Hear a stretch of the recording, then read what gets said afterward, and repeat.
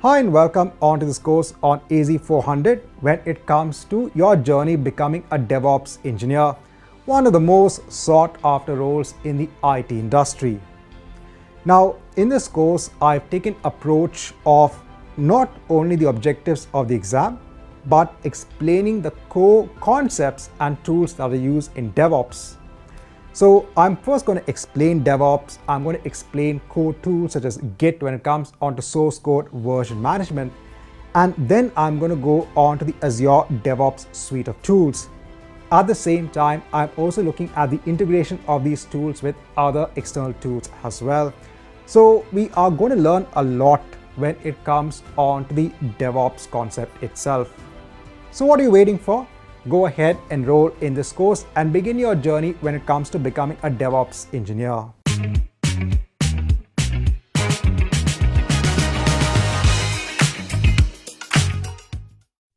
So before we go on ahead, let me go ahead and explain what we're going to focus on when it comes on to this course. So we're going to align ourselves when it comes on to the objectives of the AZ-400 exam.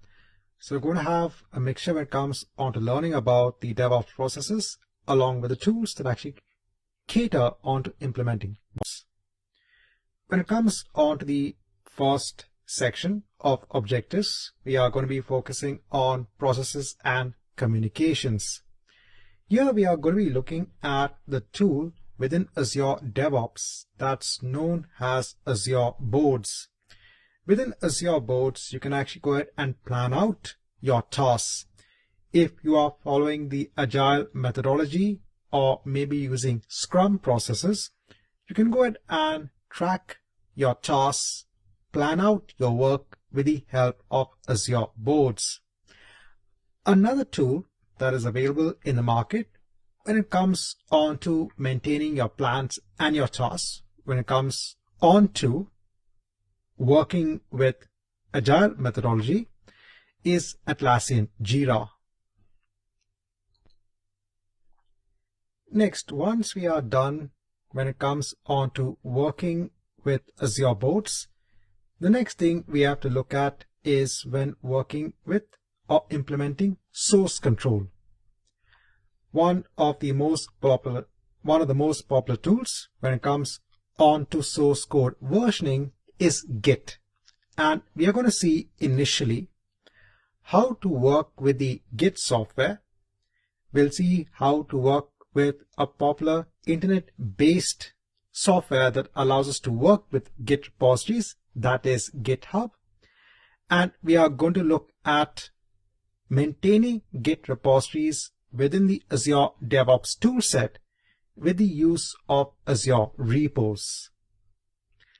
Once we are done with that, the next important section focuses on continuous integration and continuous deployment.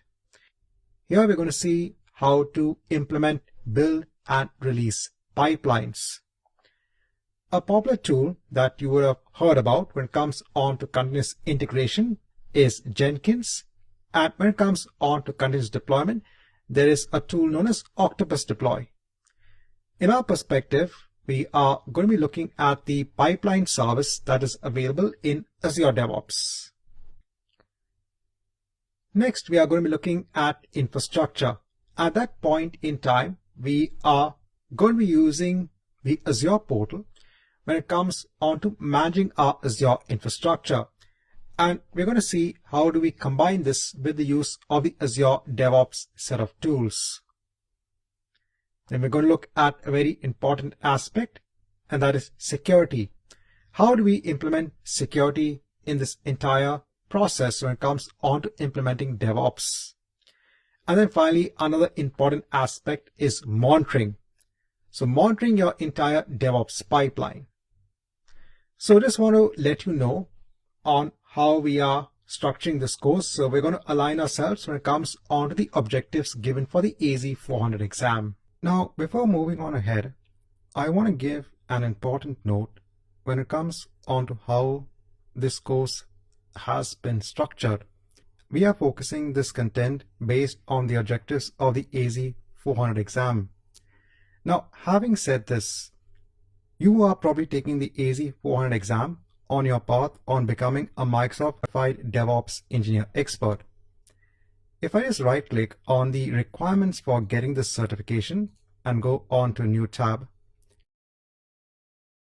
here it clearly mentions that when you want to get the certificate, when it comes on to a DevOps engineer, you have to take the exam of AZ-400, but as a prerequisite, you should have completed either the Azure Administrator Associate exam, which is AZ-104, or the Azure Developer Associate exam, which is AZ-204. So based on this, I am assuming that a student would have already taken either exam AZ-104 or exam AZ-204. Based on this, I am having an assumption that the student will be having prior knowledge on working on the Azure platform via the use of the Azure portal. When it comes on to using DevOps, we'll be using another portal that's known as Azure DevOps itself. That's a different suite of tools. But at the same time, we need to look at working with resources on the Azure platform. So I said the first assumption that I'm making when going into this course is that the student has knowledge when it comes on to working with the Azure portal, and that you do have your own Azure account in place. Now, when it comes on to the development solutions I'm using as part of this course, I'm using very simple .NET programs. I'm not doing anything complicated. If you're coming from a 204 background, that's a developer background, you'll be having a lot of expertise when it comes on to development. But I want to ensure that I also cater to those students who have completed exam AZ-104 only. They are Azure administrators, and they would probably not be proficient when it comes on to development. That's why I'm using very simple programs when it comes on to this course. So before moving on, I want to give these two important notes when it comes on to how I've gone about constructing this course.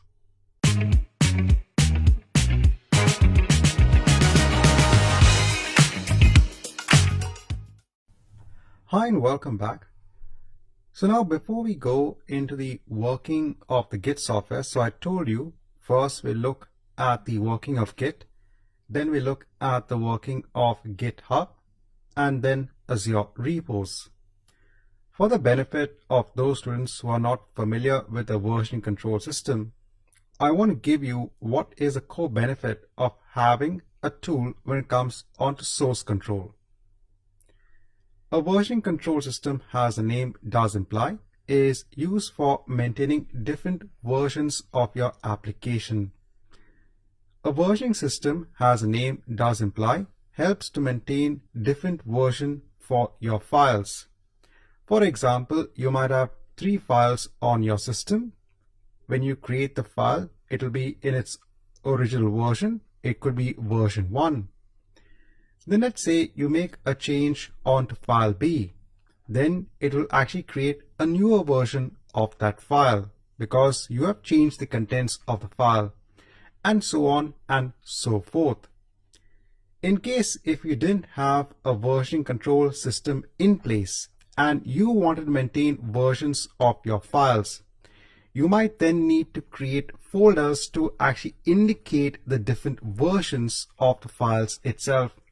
And this is a painstaking process, and it's not easy to maintain once your file starts to grow, once the number of people who start working on the files also starts to grow.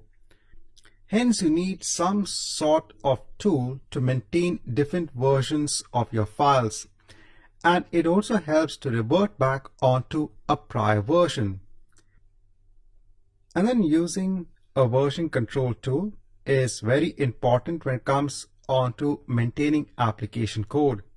Let's say you have a set of developers who are working on application code, and they have made a number of changes onto the code itself. Let's say one of the developers has actually made a mistake and they want to go back onto a previous change. How can they do that? They can do that with the help of a version control tool. With the help of that version control tool, they can actually go back onto a previous change, get back the code at that point in time.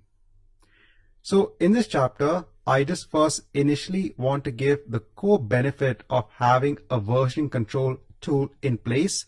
We are going to look at subsequent chapters on how do we work with Git as a software, which is the most popular tool when it comes onto source code version control.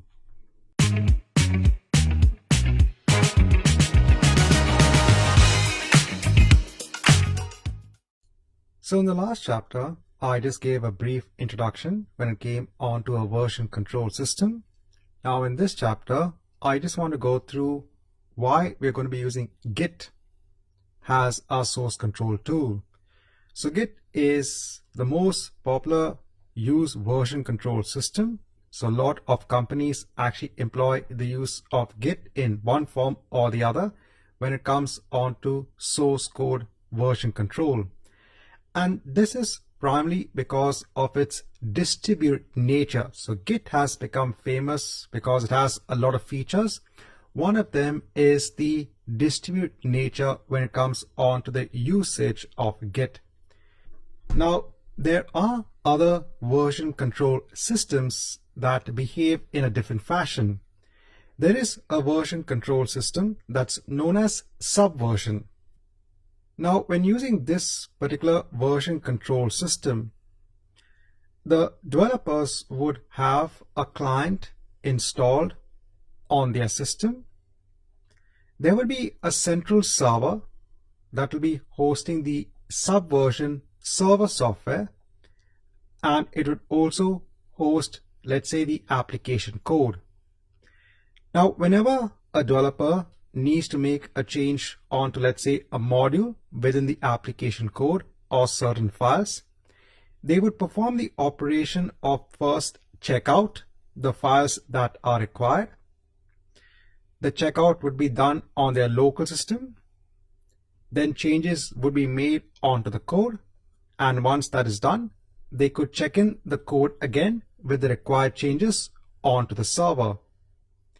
Then when another developer needs to go ahead and make a modification onto the code, again, they would check out the required files from the central server, make the change, and then check in the code again. One of the drawbacks when it comes on to using this sort of centralized system is if the central server were to go down, then developers would not have the ability to go ahead and check out the files that are required. And that's why we have Git, which is a distributed system wherein each developer, they would also have the Git client tool installed, but they could go ahead and have their own copy of the application code and make changes as required, and Git would maintain the versioning when it came onto the application code. And apart from that, Git also has better overall performance, and it can easily manage aspects such as creating branches, etc. Now in the next chapter, we're going to go ahead and see how we can install Git.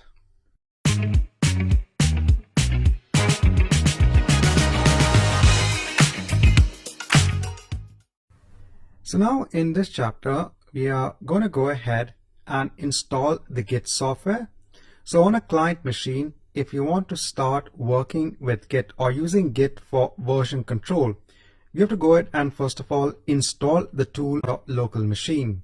Now Git is available on Windows platform, on Mac OS, and even on Linux. Currently I'm on a Windows system. I can go ahead and download the latest version for Windows here. I'll click on the download button. I'll click here to download the latest version, that is the 64-bit version on my machine. I'll choose keep. It's a very simple and straightforward installation. During the installation, it will ask you to configure different options. Once I have the exe in place, let me go ahead and click on this to start the installation process.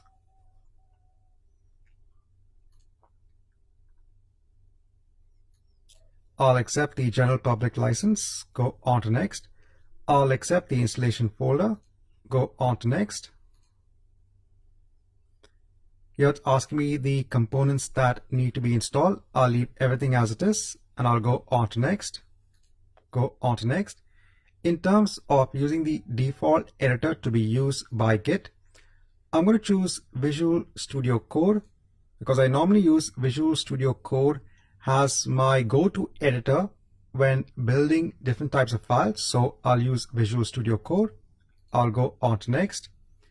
In terms of the name of the initial branch that is created for new repositories, it uses the default branch name of master, but I will override this and give a default branch name for all new repositories as main.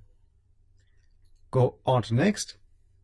In terms of using Git from the command line, I'll leave it as it is. Go on to next. I'll leave this also as it is. This also is fine. Using the Windows style checkout.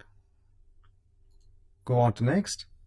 In terms of the default behavior of a Git pull, I'll also leave this as it is. In terms of the credential helper, I can use the Git credential manager. Now what this does is it actually helps to store your Git credentials. So instead of actually entering your Git credentials every time, for example, let's say you're pushing code onto GitHub, that is the central repository that's available on the internet. There also you need a username and a password to log into GitHub for pushing your code. During the first time, it will ask you for the credentials for your GitHub account, but then after that, when you want to push code again, it will make use of the Git credential manager and use the credentials which you have used before. So instead of actually asking you for the credentials over and over again, it can be managed by the credential manager. That's one use of using the Git credential manager. So I'll leave this as it is. Go on to next. This is also fine. I won't enable at the moment any experimental features and I'll hit on install. It's now installing the Git client software on my local machine. Once this is done, I can click on finish. And after the installation, if you open up command prompt on your local machine, and if you try the command of Git version, it will tell you what is the current version of Git installed on your local system.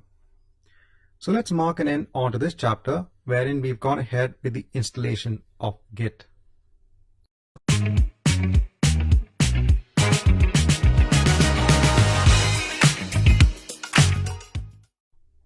So in the last chapter, we had gone ahead with the installation of Git. Now in this chapter, let's start working with Git itself. Now I'm just going to be using Visual Studio Code when it comes on to building simple files. I told you I use this as my go-to editor when I'm working with different types of files. This is a free tool that's available. You can go ahead and download and install Visual Studio Code on your Windows machine, on your macOS machine, or even on Linux. I've already gone ahead. I've downloaded Visual Studio Code. You can go ahead and download and install it. It's a very simple installation. Once you've installed Visual Studio, you can go ahead and open up the tool. Now on my local machine on the C drive, I create a simple folder known as a working folder. It's an empty folder. From Visual Studio Code, I'm going to click on Open Folder. I'm going to choose that working folder and hit on Select Folder. I'm going to click this icon to create a simple text-based file. I'll name this as file a.txt. I'll say this is file A. Let me go ahead and save this. I'll create another file. I'll name this as file b.txt. I'll say this is file B. When it comes on to showing the working of Git, we're going to start simple. We're going to see how to version control simple text-based files, because the entire purpose, I said, is to understand the working of Git itself. Let me go ahead and click on Save. If you are not using a version control software, and let's say you made a change onto the file, this is a change. And now you want to go back onto the previous version of this file. So I told you if you were to do this manually, you might maybe append a version number onto the file, or you might start creating different folders with the version number and then store the files accordingly. But we want to make this as simple as possible with the use of a version control tool. So let me go ahead and first of all delete this statement. So we have this is file B. Let me go ahead and save this. So now once you have the files in place, I can go on to the terminal. From within Visual Studio Code, I can choose the option of creating a new terminal. This will actually launch PowerShell from within Visual Studio Code. But please note that you can also execute all of your Git commands from within command prompt itself. I'm using Visual Studio Code because it gives me the convenience of working with my files and at the same time working with a terminal. We are in our working directory. If I do a directory listing, I can see both of my files in place, file A.txt and file B.txt. Now, in order to use the Git software to version control our files, we first need to initialize something known as an empty Git repository. So the way we do that is by now using Git-based commands. The command we are using here is git init to initialize an empty Git repository. Let me go ahead and hit on enter. It has gone ahead and given an output saying it has initialized an empty Git repository. You will also note now from within Visual Studio, you have kind of this symbol next to the file. Visual Studio has now understood that this folder is now part of a Git repository, and these symbols are telling you that these particular files are not being tracked by Git as part of the Git repository. Currently what we have done is we have only initialized something known as an empty Git repository. Our files are still not being version controlled at the moment as part of Git. There is a workflow in place in which we can start ensuring that Git actually tracks the different versions of our files.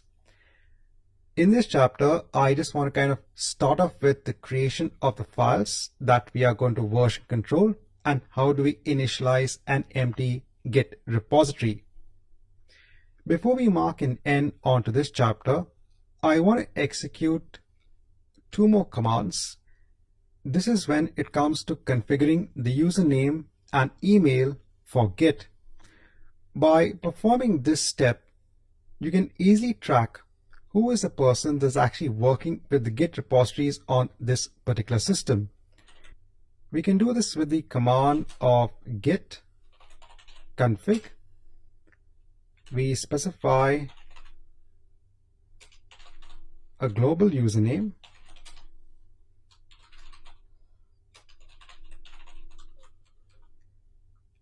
and we can use the same command to specify an email address. So now we've configured both the username and the email when it comes onto the global Git configuration. So let's mark an end onto this chapter wherein we've done the initialization of our Git repository.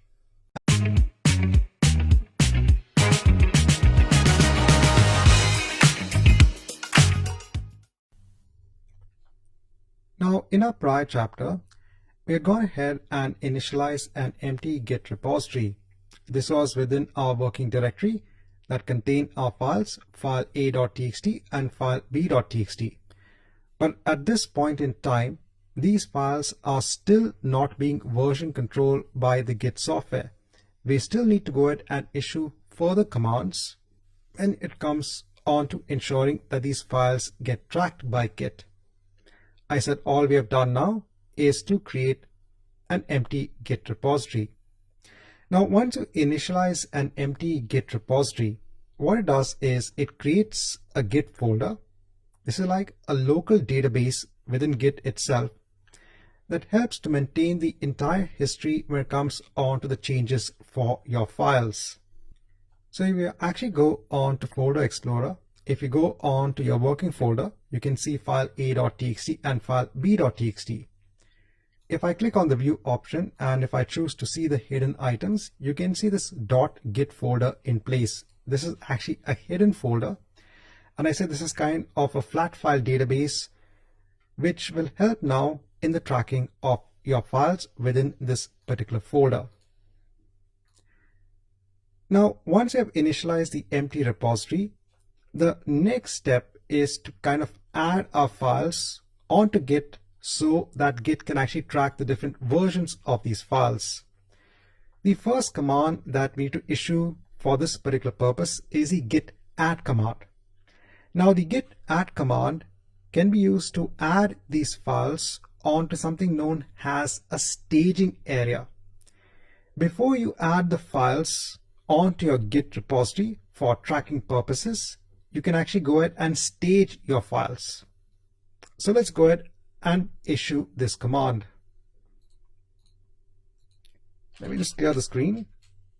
Let me do a git add, and if I just put the dot here, this means that please go ahead and add all the files currently that I have onto my staging area.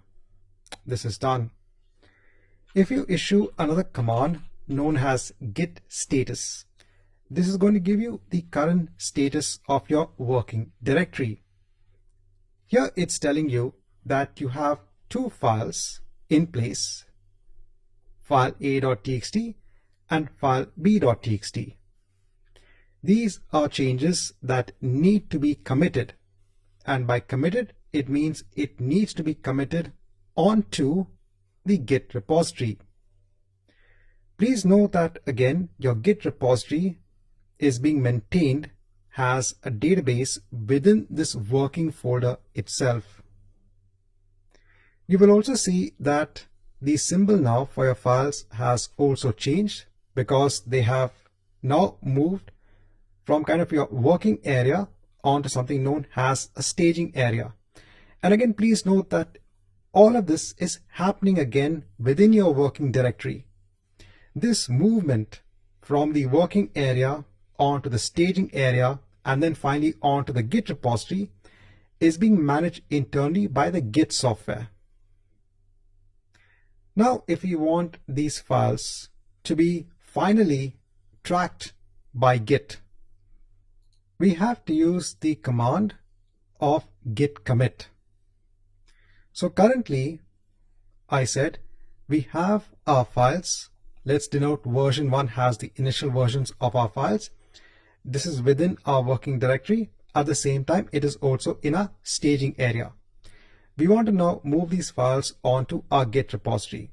We can do this with the git commit command. I can issue the git commit command and we can add a message. It's always good to add meaningful messages for each commit that you make onto the Git repository.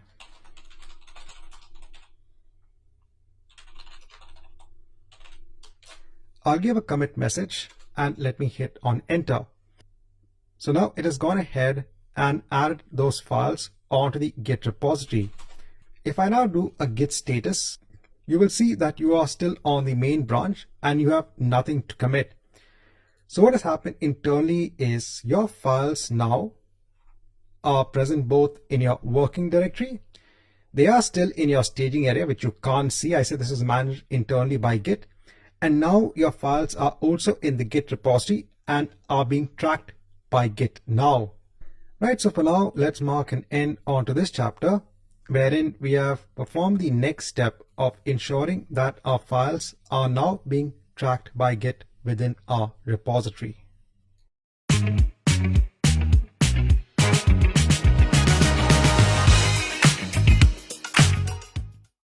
Now, in our prior chapter, we had made sure that Git is now tracking the versions of our files.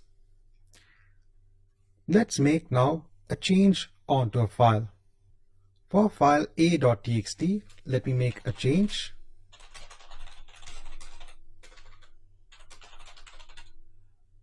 Let me go ahead and save this. Again, a different annotation for your file has come up within Visual Studio Code. The M signifies that the file has been modified. If I now issue the command of again git status, it is telling you that file A has been modified.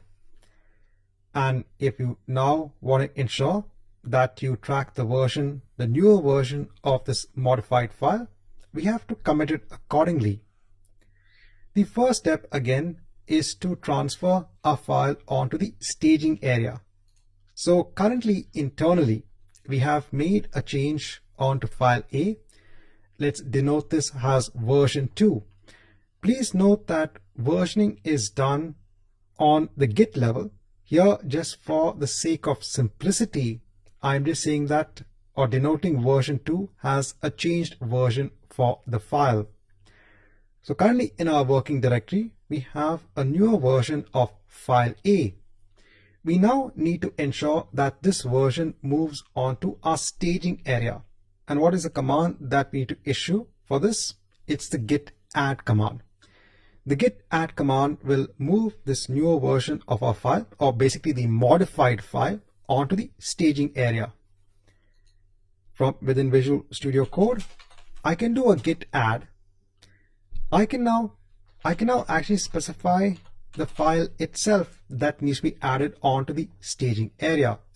So either you could add all of your files onto a staging area, you could move a particular file onto the staging area. If you want to move, let's say, all of your txt based files, you can have patterns as well, but here I just want to add file A onto the staging area. Next, we need to commit the changes that we have made onto file A onto our Git repository, and for this we are going to issue the command of git commit, and I'll give a message. Let me hit on enter. It is now ensured that the changes for file A are committed onto our Git repository. If I do a git status, again we can see that we are on our main branch and there is nothing to commit. So let's mark an end onto this chapter wherein we have made changes onto a particular file and we've ensured to commit those changes onto our Git repository.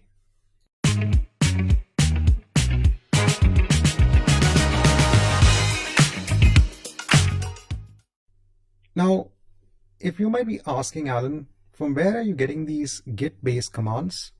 So if you go on to the documentation page, when it comes on to Git itself, you have a reference for all of the commands when it comes on to the usage of Git. If you go on to the main Git command, which will be working on, there are a lot of options that you can actually pass on to the Git command itself. For example, if I find for the keyword of commit. So we are looking at git commit that is used to record all the changes onto the repository. So if you go on to git commit, you will see a description about this command itself. You can refer on to the Git documentation to understand all of the commands that are pertinent onto Git itself. As part of this course, we'll be covering all of the main commands when it comes on to the usage of Git. And then please note that when you issue any command, when it comes on to Git, the command is going to be sent onto the Git software that we have installed, and the Git software will execute that command accordingly. And if you're not able to execute the commands from within the terminal in Visual Studio, I told you that you can always use command prompt as well.